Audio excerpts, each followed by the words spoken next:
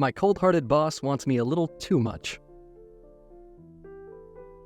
Growing up in Jersey, I was no stranger to nights that blurred into mornings and parties that felt like they could spin the world backwards. I've woken up in the strangest of places, ranging from a friend's dingy basement to the backseat of my car, but nothing, and I say absolutely nothing, could have prepared me for the situation I presently found myself in. It all started off with me waking with a start. Heart racing, sweaty palms, and a clammy mouth. It didn't feel natural by any means, and as I clawed my way back to reality, I realized it wasn't the alarm clock that had startled me. It was the unmistakable sense of another presence near me. I lay there, heart hammering against my ribs, trying to make sense of the shadows that swam in the pitch-black room. A groan shattered the silence, and it was painfully close. There was someone in my bed. Panic twisted in my gut as I reached for my phone. The time glowed back at me, 3 a.m. As I fumbled with the phone, the screen cast a brief glow on the figure beside me. Curly hair, a jawline that could cut glass, and a physique that seemed sculpted by the gods themselves. As my heart rate continued to spike, the stranger's face slowly but surely began to become more and more familiar. I couldn't quite remember the stranger's name yet, but memories flooded back in a rush. The party I had thrown to celebrate my promotion, the club's pulsing lights, the way he looked at me from across the room, and how he basically talked my clothes off in less than an hour of us speaking. How would I let myself get carried away? I cursed under my breath in disbelief. I never stuck around, much less fell asleep with one-night stands. Mistakes like that were costly and rarely ended well. Luckily, it wasn't too late. Now all I had to do was slip out of this hotel room without waking the beautiful mistake beside me. That should be easy enough, right? 5 hours later. 5 hours later, I hurtled down a New York sidewalk, half a cup of stale coffee in hand, attempting to run, drink, and knot my necktie simultaneously. The surprised and confused looks from passerby reminded me that I was no longer in New Jersey. I stood in the heart of the Big Apple, New York. Surely, eccentric characters roam these streets too, right? Right? As I rounded the corner, Sterling Industries' imposing structures loomed ahead. This was my chance to climb a new corporate ladder and prove myself. My questionable life choices and habits aside, I knew I was a financial genius. "Welcome to Sterling Industries, Todd," the HR manager greeted me with a preppy cheer. He led me through glass-walled offices where sharp-suited individuals huddled over spreadsheets, orchestrating deals that could move mountains. Finally, Todd handed me my ID card and security pass. "Your final stop," he announced, "is the CEO's office on the top floor." Together, we stepped in the elevator, and as the doors closed, Todd regaled me with fun facts about Sterling Enterprises. I nodded along, secretly grateful for my knack for trivia. The elevator climbed, floors ticking by like milestones. I couldn't help but wonder what awaited me at the top. We arrived at the top floor in less than 5 minutes. Todd ushered me towards what had to be the largest set of oak double doors I had ever seen.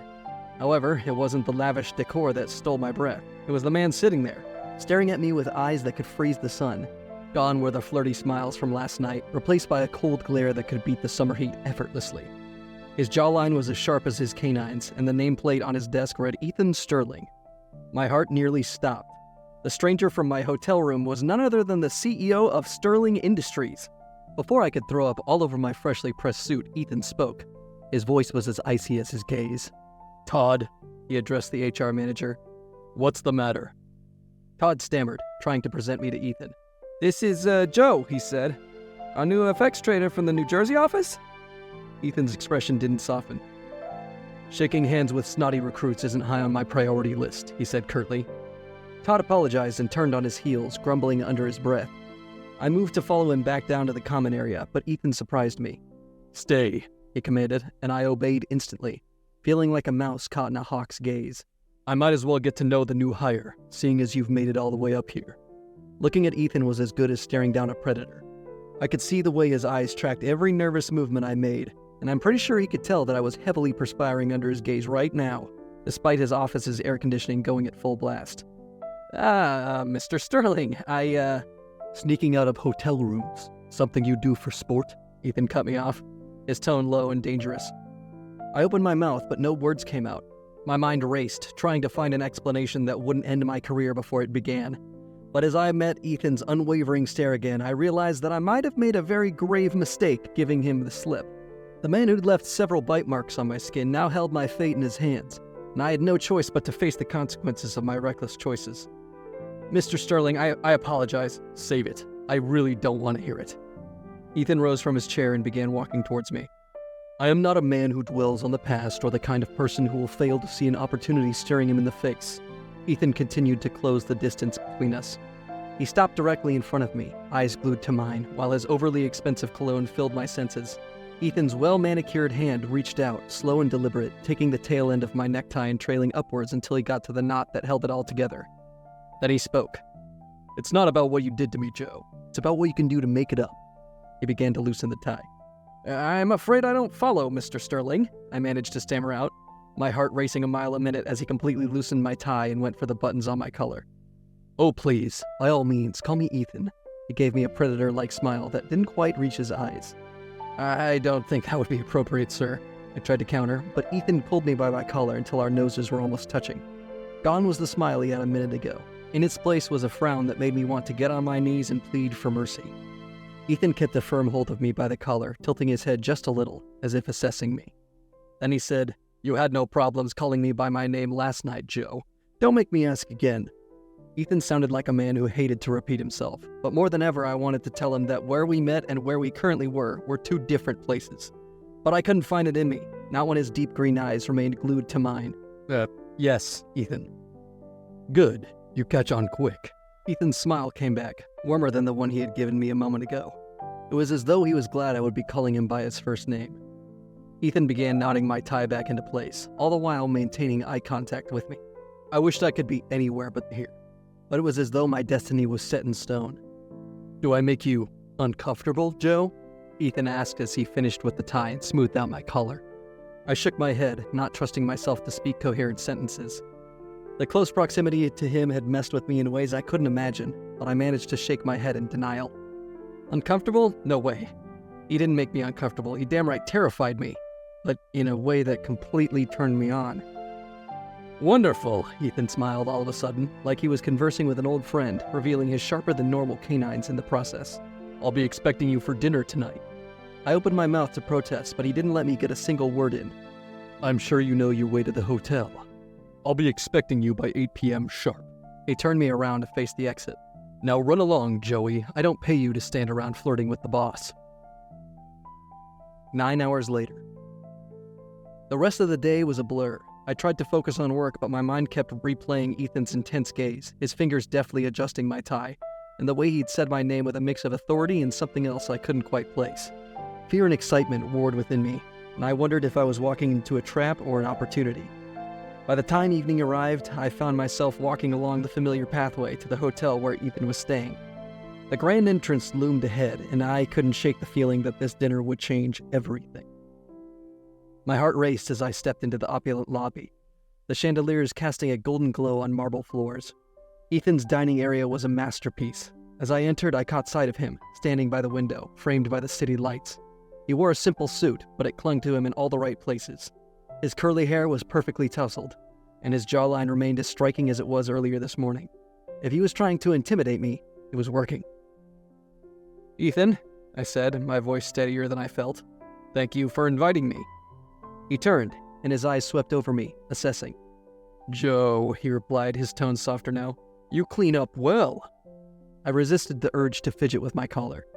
"I try." He gestured to the table, where several courses were laid out. "Sit," he said, pulling out a chair for me. "Wine?" I nodded, and he poured a deep red liquid into our glasses. As we clinked them together, I wondered how many deals had been struck in this very room. Ethan settled across from me, his gaze never leaving mine. "You know," he began, swirling the wine, "I rarely get smitten." I raised an eyebrow. "Smitten?" "Yes." He leaned back, the candlelight dancing in his eyes. "It's a rare occurrence, but you..." He trailed off, as he searched for the right words. "You're different." I took a sip of the wine, the taste rich and heady. "Different how?" His smile was wistful. "You snuck out on me this morning. Most people don't dare." I shifted in my seat, suddenly aware of the bite marks hidden by my collar. "I apologize for that." "No need." Ethan's fingers brushed against the rim of his glass. "It intrigued me. You intrigue me." I cleared my throat. "And what do you want from me, Ethan?" His gaze intensified. "I want to know why you left. Why you ran from something that could have been..." He hesitated, as if the words were too fragile to say aloud. "Could have been what?" I pressed. Electric, he murmured, intense. Something beyond a one-night stand. My heart raced. And if I told you I was scared? Ethan leaned forward, his lips dangerously close to mine. Then I'd say we're both scared. But sometimes fear is the best catalyst. I couldn't find it in me to reply, but that line of conversation had gone on long enough to end naturally. As the clock struck midnight, he walked me to the door. Joe, he said, no pressure, but 2 options lay before you. I nodded, my heart pounding. I'm afraid I don't know what they are, Ethan. Ethan grinned, his wild canines making a brief appearance. You could leave, right now. We could go back to being Joe and Mr. Sterling by morning. Or you could stay the night, and we could remain Joe and Ethan, and possibly a lot more. Oh my, if I didn't know better, that would have sounded like a threat, Ethan. I nervously chuckled. I'm afraid I can't control how you might receive my words, but the fact remains that I said what I said, and I meant it, Ethan said decisively, leaving no space for further discussion. It was unfortunate. I happened to like Ethan, but this arrogance of his was a complete deal-breaker. I'd seen tons of people like this back in New Jersey. Thank you for a wonderful meal, Mr. Sterling, but I'm afraid I must be taking my leave now, I said, turning on the balls of my feet and descending the stairs that led up to the lofty foyer. Ethan, to his credit, remained passively quiet, but right before I turned around, I saw the flicker of what could only be described as shock on his icy features. 1 month later. I thought I had Ethan pegged to the ladder. To me, he was the spoiled rich, rotten prince that got whatever he wanted, the kind of person who did not like to lose his playthings, and I wasn't in the mood to indulge a narcissistic maniac, not when the person in question was a multimillionaire. Now, let's rewind to the morning after I had walked away from him. I thought we would never have anything to do with each other, outside the professional boundaries of polite greetings and nods in the hallway. But I couldn't be more wrong. Ethan had somehow gotten the idea of killing me with kindness, although I wasn't sure what his game was at first. That fateful afternoon, the office buzzed with its usual energy. Ethan appeared on our floor suddenly. Some had said that Ethan had not made an appearance on this floor of the building in the last 3 years. Joey, he said, his voice carrying the weight of 1,000 stock market crashes. Lunch. Now. The shockwave hit. My colleagues exchanged wide-eyed glances. By the end of the week, I realized I'd made more enemies than friends. Half the office had secret crushes on Ethan, and they didn't appreciate the attention he lavished on me. But Ethan's antics didn't stop there. In the following weeks, flowers arrived. Gifts followed. Expensive watches, rare books, and handwritten notes. I tried to apologize and get him to stop in the first week, but Ethan feigned ignorance while keeping his efforts relentless. Naturally, the pursuit was wearing me out little by little. And then came the elevator incident. One evening, after pulling an all-nighter at the office, I was on my way down sometime around 3 a.m. when I realized that he was inside the elevator that I had called down. The doors, not knowing any better, closed behind me, trapping me alone with him in that metal container.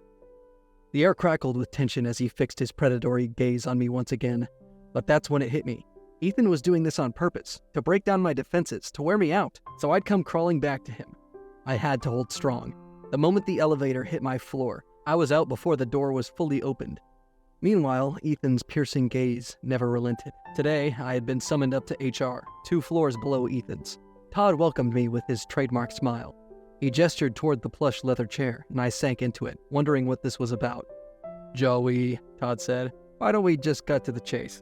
The rumors about Mr. Sterling and you. Any truth to him? I denied it, of course, but Todd leaned in closer. He assured me that if anything did happen, if the gossip turned into reality, I could count on him for protection. I raised an eyebrow. Protection from what? Todd's eyes bore into mine. Some people on the board have knives out for Mr. Sterling. If they found out about you two, they wouldn't hesitate to twist those blades. And you, my friend, would be collateral damage. I thanked him. Then I stood, ready to escape this web of speculations. But Todd had one more bombshell. Mr. Sterling wants you to know, he said, leaning back against the desk, that you and I will be accompanying him on his trip this weekend. I blinked. Me? Are you sure you've got the right guy? Todd's smile widened. Positive. Best prepare and remember my words. As I left his office, I silently cursed my luck. A trip with Mr. Sterling and Todd. What could possibly go wrong? 5 days later. The weekend arrived faster than I would have liked. Friday evening rolled in, and there I was, strapped into a private plane, flanked by Todd and Ethan Sterling. The first 2 days of the trip were a blessed relief. Minimal Ethan interaction. The man was all business, laser-focused on sealing a deal. I appreciated the respite. It gave me time to practice my serious business face in the mirror, because I had heard last minute that I would be in charge of the final presentation. The moment of truth eventually arrived, and my nerves jitterbugged like fireflies. Pitching to foreigners? High stakes? As the conference room doors swung open, I stepped forward. The Haruki executive sat across the table. I glanced at Todd, who nodded like a wise owl. Then my gaze collided with Ethan's.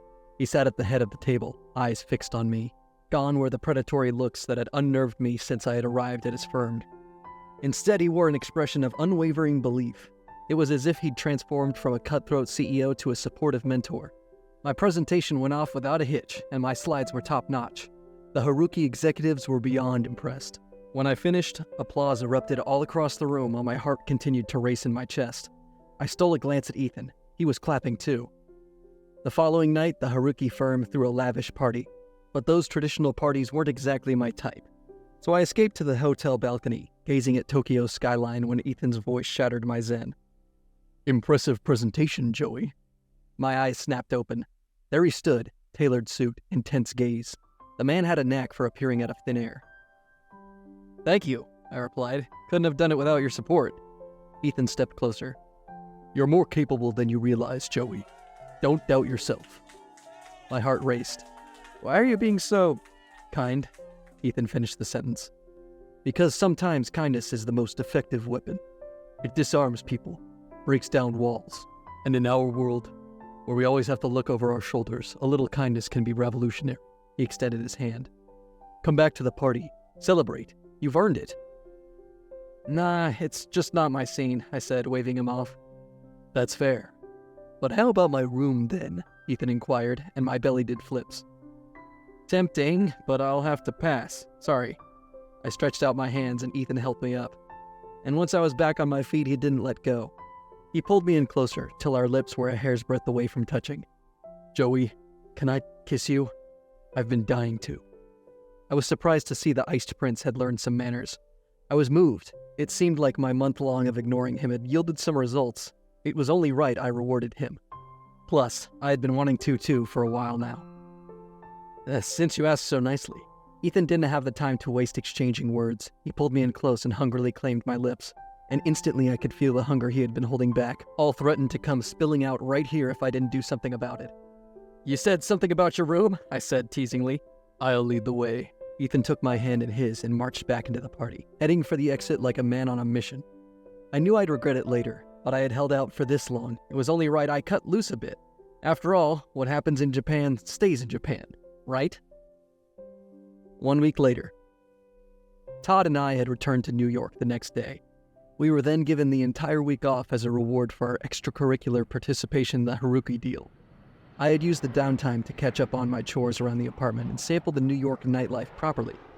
Ethan and I hadn't communicated since we spent the night together at his hotel room in Japan, which was understandable because he did not return with us and was still there all week long. But today was the start of a new week, and I was eager to see what the new dynamic between us would be like. Just as I put the finishing touches to my outfit, my phone chirped with an incoming notification that would bring my world crashing down around me. The notification was from a mail that a termination letter was attached to from HR. I couldn't believe what I was seeing. There was no way this was possible. My heart raced as I read the contents of the termination letter over and over again. It couldn't be real. It said that I had conducted myself inappropriately on work grounds by getting intimate with a coworker. It didn't make any sense to me. The words blurred together, and it felt like I was drowning. I hurriedly dialed Ethan, but the line didn't connect. Todd's number gave me the same result. Panic surged through me, and I dashed out of the apartment and flagged down a taxi that took me all the way to the office. I hurried out of the cab, not bothering to collect my change from the taxi driver. I raced towards the entrance, my clearance card in hand. But instead of the usual green light, the sensor blinked a violent red. A silent alarm triggered, and 4 stern security personnel arrived at the scene. I tried to explain, but they weren't having it. One of the guards was forced to dial the police on his cell phone because I really wasn't letting up. By the time I looked around me and saw the fanfare that my presence here had created, I was forced to back down. Where had I gone wrong? I was jobless. It didn't add up. The pieces of my life lay shattered around me, and I began the long walk home. On the walk home, I continued to try and get in touch with Todd and Ethan, but to no avail. By the time I arrived at my door, all of my options had been exhausted, and I had to wonder if this was Ethan's angle all along. Was he just waiting for me to let my guard down to pull this off? In a fit of rage, I threw my phone at the brick wall. 1 month later. After the whole Sterling Industries debacle, I was left hanging. No calls, no emails, just radio silence. Todd, Ethan, and the entire company had ghosted me. My broken phone didn't help matters. I couldn't even call a pizza delivery without borrowing someone else's phone. Wrecked doesn't even begin to describe it. I'd lost my job, my dignity, and my sense of direction. Bills piled up like skyscrapers, and eviction notices threatened to kick me out of my apartment. I was one step away from joining the city's rat race. Literally. So I pulled myself together. I dusted off my resume, ironed my last decent shirt, and hit the pavement. Job seeking in New York was difficult, and I had no choice but to keep at it, unless I ended up under a bridge. And then, there it was, an ad for a barista position. Desperate times call for desperate measures, and I needed to pay those bills. I cleaned up my act, literally. No more three-piece suits, just a crisp apron and a smile. The coffee shop manager took one look at me and said, "You'll do." And just like that, I became the foreign exchange specialist turned latte artist. Only in New York, right? Time, as they say, heals all wounds, mostly. But with every day I turned in at the cafe for my shift, I forgot a little about Sterling Industries, but shamefully my heart still pined after Ethan, despite the apparent betrayal. Eventually, I settled into the inevitability of things.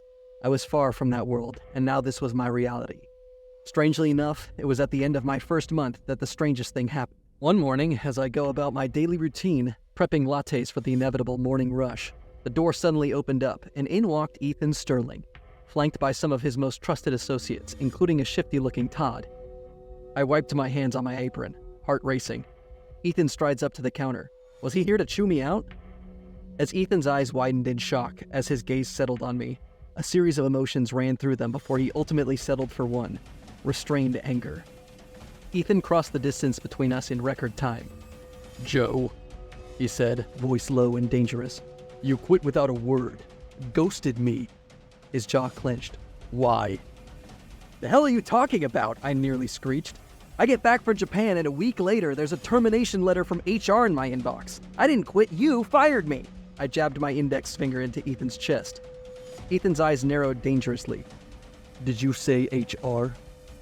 I nodded once, and all eyes turned to Todd. "Ethan, I'm sorry. I got a little jealous and I let my anger consume me," Todd stammered. He would pretty much be anywhere but here right now. Ethan's face goes from anger to disbelief. "Anger? You let your anger get the best of you? This was somebody's life, Todd." Todd begins to mutter apologies aimed at me, but I wasn't having any of it. I was too busy losing my mind over the fact that Ethan wasn't the guilty party here. Todd eventually spilled everything. His vendetta against me, his jealousy over Ethan, and how he used his HR powers to split us up. The coffee shop goes silent. Ethan's rage eventually peaked. He turned to Todd. "You're fired," he says, voice icy. "Effective immediately." Todd stammered, but Ethan was not interested. Ethan faced me. "Joey," he said, softer now. I'm sorry. I thought you'd left. Will you come back? We can try again." My heart did a somersault. Maybe this time, with Todd out of the picture, we could build something real. So I shook my head. There was no way I would give the spoiled prince anything on a silver platter. "Nah," I replied. "I have a pretty sweet gig going on here. You expect me to leave just because you said so?" Ethan got the message and raised his hands in surrender. "You're right. It is silly for me to impose," he apologized. "Exactly. You should at least buy me dinner first," I added cheekily. Ethan's eyes lit up at the mention of dinner. "That sounds delightful, but I'll be headed out of town by the end of the day. How about the day after tomorrow?" I shrugged. "I'll be here making lattes." Ethan smiled and nodded. It went without saying that we had both learned valuable lessons. 2 days later. Ethan and I met up at his hotel once again. It was only right, seeing as this was where it all started off in the first place. But today was different. He didn't usher me to his lavish dining section, nor was I met with the plethora of food that looked like it was straight out of a movie scene. Today, Ethan had planned on a simple steak dinner at his hotel balcony. Cute and modest. Two things one would not usually associate with the ice-cold businessman. "I didn't know you cooked, Ethan," I commented as I dug in. Ethan twirled a glass of wine in his hand, a coy smile on his features. "I never said I did."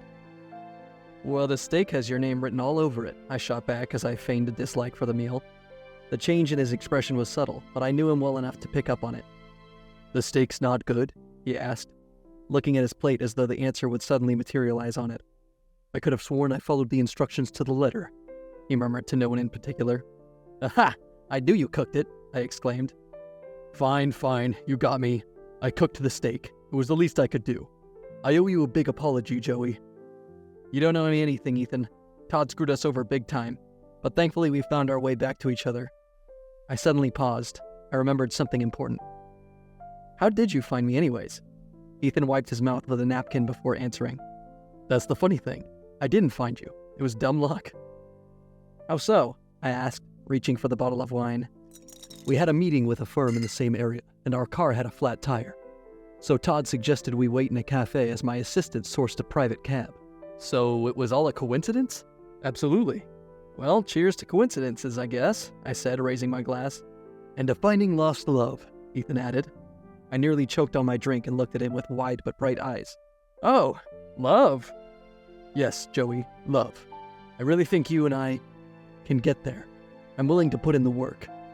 Well, I'll drink to that, I said, finally gaining my bearing with a bright smile. As the night continued on, Ethan and I filled each other in on our lives since that fateful night in Japan. It was amazing how so much had happened in such a short period, but every time I remembered that I was here with him, now, it made it all the better. It eventually got pretty late and was time for me to leave. As per his gentlemanly persona, Ethan walked me to the door, and right after our goodbyes, just as I was about to leave, he gently pulled me back. Well, this looks oddly familiar, I smiled, looking at my hand in his. Is this the part where you tell me I have two options? Ethan smiled, but the embarrassment was evident on his face. I'm sorry about that, honestly. That's not what I'm about to say here. I turned around and stepped a bit closer to Ethan. So what is it that you want, Ethan? Ethan's voice dropped to a low whisper. I want you to spend the night with me, Joey. I would love nothing more, Ethan, but I can't tonight. I'm still trying to wrap my head around the events of this week. Ethan sighed. It was obvious he was a little disappointed. I completely understand, Joey. Just take your time. I'll be here if you need anything. I leaned in and captured Ethan's lips in mine, showing him just how much I had missed him. As I pulled back, I sighed wistfully. I've got a busy week next week. The cafe manager is about to be out of town for a few days, and I've got to hold down the fort, but I think I can squeeze out a little time for a date if you're up to it. Next week is a little tricky for me, but I'll see what I can do. Ethan's features were tight in concentration as he mentally tried to work through his schedule. I understand if you can't make it, Ethan. We can always reschedule, I said, giving him an out. Ethan's trademark smirk played on his lips. Oh, please, don't make excuses for me. I'll see you next week. And with that, Ethan and I went our separate ways for the night. 1 week later. I never for once thought about how things would play out if Ethan and I actually got together. I had spent way too much time trying to avoid it, that I never thought that far ahead.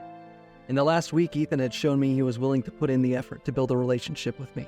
And as much as I don't want to admit it, he was pulling out all the stops. Late night calls, stopping by at the cafe with lunch, it was almost straight out of a romance novel. But I didn't really mind. It was completely refreshing to see this side of Ethan.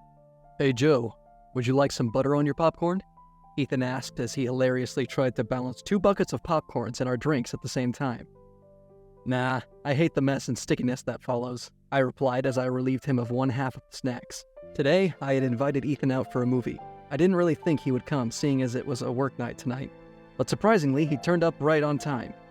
When I asked him about work, he told me it could wait, and that surprised the hell out of me. Ethan was actively trying to change from the ice-cold tyrant he had always been to something a little more human, and I loved it. The movie's gonna start any minute. We need to hurry, Ethan said as he took my hand in his and began walking towards the screening room. What's the matter? He asked as he realized I wasn't quite matching his pace. It's nothing really, I smiled.